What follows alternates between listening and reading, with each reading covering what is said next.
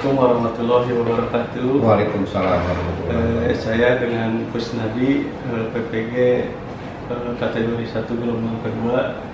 Hari ini saya akan mewawancara Bapak Kepala Sekolah, yaitu Bapak Asep Sukmapelana. Maksud dan tujuan saya wawancara sini adalah untuk mencari eksplor atau literatur tentang identifikasi yang sudah saya lakukan. Gitu Pak. Ya.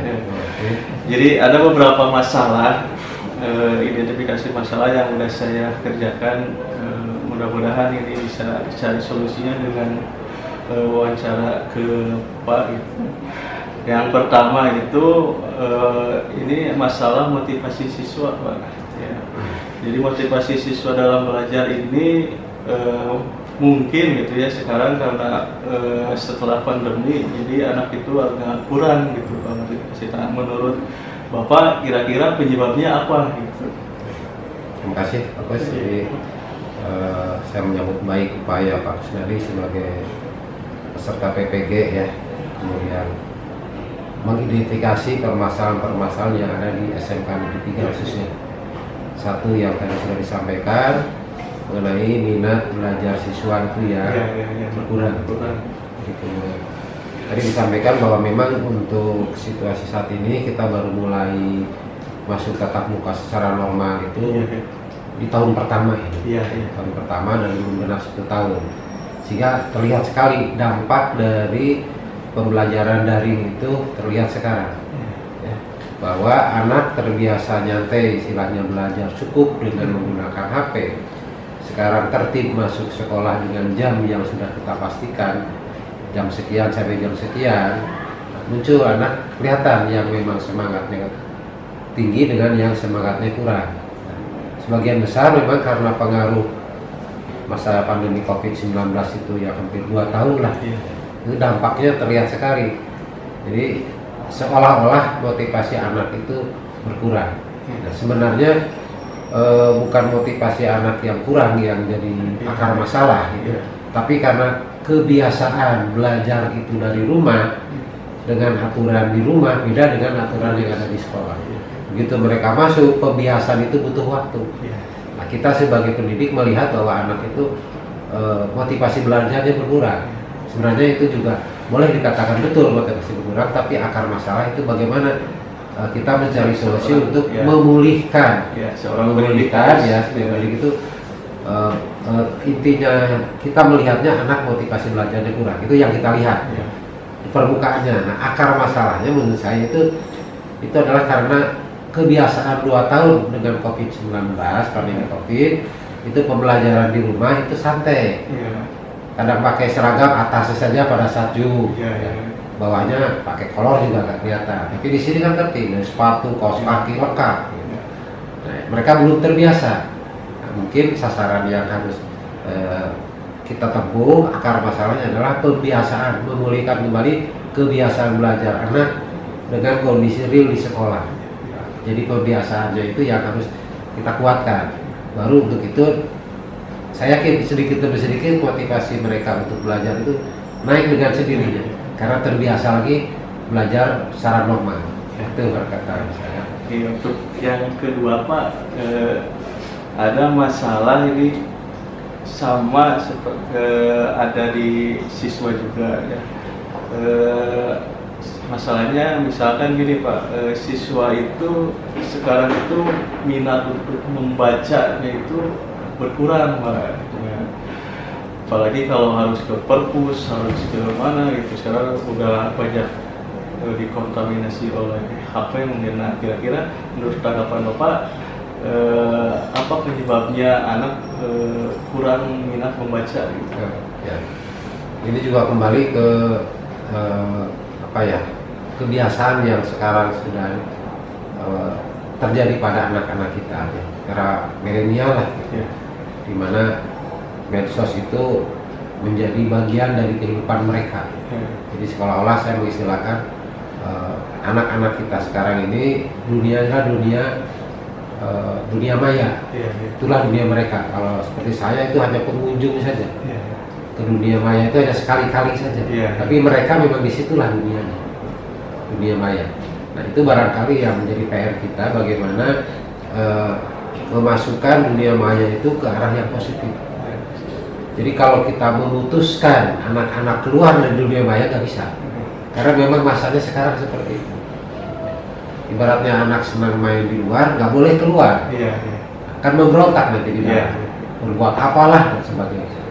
Jadi upaya kita sebagai pendidik bagaimana masuk ke dunia mereka. Mereka berada di dunia maya, maka bagaimana kita masuk ke dunia maya untuk kepentingan pendidikan.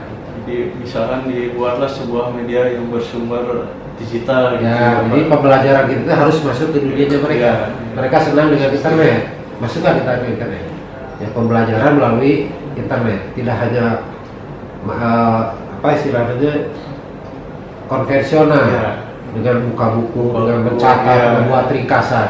Itu konvensional dulu, sekarang nggak zamannya. Jadi mereka dengan buka Google saja udah tahu jawabannya. Jadi di perpus juga harusnya udah sistem digital. Jadi kita arahkan juga kita nyari buku itu udah tinggal di searching gitu. Kita kembangkan juga di sekolah nanti suatu saat itu harus ada perpustakaan digital. Hanya fasilitas ke sana belum kita siapkan, baru kita rintis supaya nanti anak-anak itu betul belajar itu dengan dunianya mereka. Lebih berminat mungkin. Itu jadi bahasanya itu bukan kita paksakan harus baca buku karena mereka sudah beda lagi. Tapi untuk membaca buku tetap upaya kita untuk literasi wajib. Literasi. Dengan adanya pojok baca.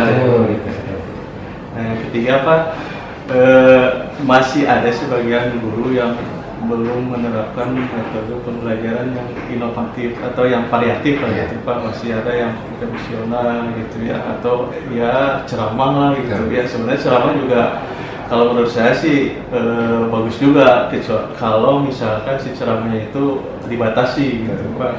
Kan kita menyampaikan materi juga ke siswa harus ada ceramahnya gitu.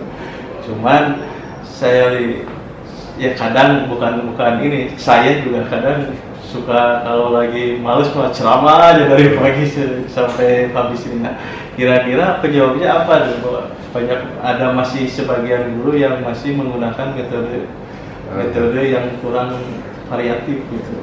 Jadi ini sebenarnya PR juga buat saya ya, dari hasil supervisi yang sudah dilakukan ya. Jadi mungkin nanti kita juga akan melakukan IHT tentang metode pembelajaran. Jadi bukan tidak mau, tapi karena ketidakpahaman. Ya, bahwa untuk menyampaikan pelajaran itu banyak metode yang bisa kita lakukan. Sementara yang dipahami sampai hari ini sebagian besar, ada bukan sebagian besar, bahwa mengajar itu dengan ceramah. Jadi kita ngajar di kelas, ya ceramah metodenya. Sebenarnya masih banyak metode-metode lain untuk menyampaikan pembelajaran di kelas. Nah itu PR juga bagi sekolah, bagaimana kita dengan in-house training itu menyampaikan metode-metode pembelajaran, sehingga pada saat kita masuk kelas, metode yang digunakan itu bisa bervariatif, bahkan bisa tergantung dari materi, materinya apa, metodenya apa. Karena tidak semua materi cocok dengan satu metode, mungkin 2 atau 3 metode. Termasuk dengan model pembelajaran. Betul. Nah itu model pembelajaran dia sangat mempengaruhi ke karakter kelas. Karakter kelas TSM dengan akuntansi pasti beda. Jadi metode dan metodenya juga strategi pembelajaran pasti beda. Ngajar di kelas akuntansi dengan ngajar di TBSM, untuk yang jadi duluan sih nggak masalah karena jurusannya. Tapi kalau yang misalnya bahasa Indonesia ngajar di akuntansi dan ngajar di TSM pasti strateginya harus beda. Karena karakter anak itu berbeda untuk jurusan. Nah ini ada lagi nih Pak yang menurut saya gitu ya, masalah ini guru itu belum memahami cara membuat soal-soal yang berbasis hot gitu ya. Masih kelihatan ya banyaknya yang jelaskan lah gitu, disebutkan gitu. Nah, sedangkan di sekarang ini kan udah dituntutnya yang anak berpikir yang kritis yang ini gitu kan. Menurut pandangan Bapak ya seperti apa gitu Pak yang kayak gitu? Ya kembali hampir sama dengan yang metode pembelajaran ini gitu ya. Jadi pemahamannya itu dalam kurang banyak latihan mungkin. Betul. Jadi literasi dari teman-teman kita sebagian masih ada yang kurang. Literasi. Padahal sosialisasi tentang hoax itu sudah tahun berapa lah gitu ya. Tapi karena literasinya kurang, hanya mendengar ya udah. Nah, literasi itu artinya tidak hanya membaca, tapi mencari tahu dan bagaimana. Gitu. Kurang pelatihan. Betul, itu bagian dari HT juga gitu ya. Saya temukan dari koreksian RPP itu. Mudah-mudahan berarti tahun depan nih. Ya. Salah satu manfaat supervisi kelas itu kita menemukan hal-hal apa yang harus kita masukkan ke IHT. Jadi IHT itu bukan hanya sekedar IHT saja, tanpa isi, tapi berdasarkan supervisi. Ternyata ini poin-poin yang harus kita sampaikan ke teman-teman termasuk yang cara menyusun soal gitu ya, bagaimana kesesuaian antara indikator yang ada di silabus dengan tujuan pembelajaran dengan butir soal itu harus sesuai. Itu kan itu kan belum pernah teman-teman kita yang menganalisis sampai ke sana. Nah ini yang terakhir Pak, kayaknya menarik juga nih yang terakhir ini. Masih ada sebagian lah gitu ya, ada sebagian guru-guru yang belum memanfaatkan teknologi dalam mengajarnya gitu. Dan yang menurut pandangan Bapak apa gitu penyebabnya gitu, guru-guru itu masih belum menggunakan atau memanfaatkan teknologi yang ada. Padahal di sekolah ini saya lihat sih teknologinya udah mumpuni gitu, udah mulai cukup lah gitu untuk pembelajaran gitu. Itu kembali lagi ini PR juga buat sekolah sebenarnya, kita mengubah mindset mindset kita untuk jadi guru dengan situasi sekarang ini seperti apa. Saya ini produk jadul saya produk jadul dulu boro-boro internet untuk telepon seluler, telepon kabel saja susah tapi dengan sekarang saya meskipun terpontang-panting harus mengikuti zamannya harus diikuti. Mau tidak mau harus diikuti ya. Iya harus diikuti. Kalau sekarang seperti ini, termasuk pemanfaatan teknologi dalam pembelajaran. Nah, itu juga teman-teman kita harus kita kenalkan, kita arahkan, kita iring. Gitu. Apalagi yang ya udah agak sepuh mungkin. Betul, ya usia saya lah. Iya. Itu ya, saya terus terang produk jadul itu dengan internet itu kalau sekarang ya tertatih-tatih lah. Tapi mau tidak mau harus. Jadi teknologinya udah semakin pesat, kita ngikutinnya susah. Tapi nggak mau gitu karena tuntutan zamannya seperti ini. Ya teman-teman nanti kita ajak kadang mereka juga udah di zona nyaman ya udah aja lah gitu. Itu mindset tadi. Mindsetnya yang harus kita rubah, tapi bareng-bareng pelan-pelan pasti bisa nanti itu sebagai bahan juga nanti Pak Kusnadi untuk mencari beberapa solusi. Saya menyampaikan salah satunya itu dari program sekolah melalui IHT. IHT itu kita kenalkan dan kita paksakan nanti teknologi kan sudah berulang-ulang saya menyampaikan di rapat itu pelajaran itu kalau bisa di webnya sekolah, materinya upload ke webnya sekolah, anak disuruh download di situ. Tugas pun langsung ke webnya masing-masing. Jadi kan dipaksa guru juga harus bisa ya. Berarti di web sekolahnya dibikin Pak sebuah LMS. Betul. Itu nanti sedang dirancang oleh tim IT. Harus dibuat. Kalau ya sekarang saya lihat itu webnya kan hanya sebatas informasi, belum bisa dimanfaatkan. Itu nanti kita siapkan ya format dan sebagainya. Tapi kalau itu sudah ada wadahnya, tinggal gurunya gitu yang harus kita arahkan. Ayo isi. Jangan wadahnya gede, nggak ada yang isi. Kalau sekarang seolah-olah kita nggak punya wadah, ada yang pengen isi. Nanti kita siapkan wadahnya. Silahkan isi manfaatkan. Itu mau nggak mau gitu. Nah, itu yang saya maksud nanti itu dunianya anak-anak kita sekarang. Jadi kita harus mengikuti juga ya. Sial itu senang mereka anak-anak di internet. Tapi positif karena mencari materi pelajaran, mengerjakan tugas, mencari informasi dan sebagainya. Itu berbasis internet semua. Tetapi jangan lupa ya bahwa komunikasi secara langsung antara guru dan siswa tidak boleh hilang. Tidak boleh hilang. Soalnya itu tidak peran guru itu di sana. Disitulah peranan gurunya. Peran guru di sana. Sebagai pendidik. Sebagai pendidik di situ peranannya. Kalau sebagai pengajar dengan internet selesai.